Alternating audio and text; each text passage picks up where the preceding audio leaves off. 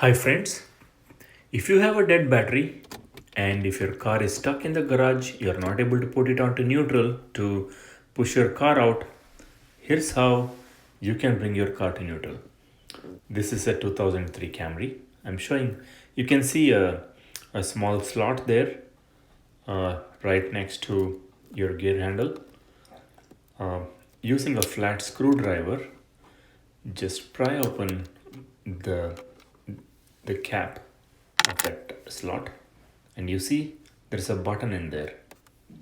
Just press that button and then just try to put your car in reverse or neutral.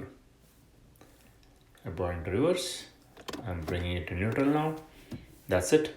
I'm parked in a slight of a slope. So if I release my brakes, my car starts moving back. Hope this video helped. Thanks for watching.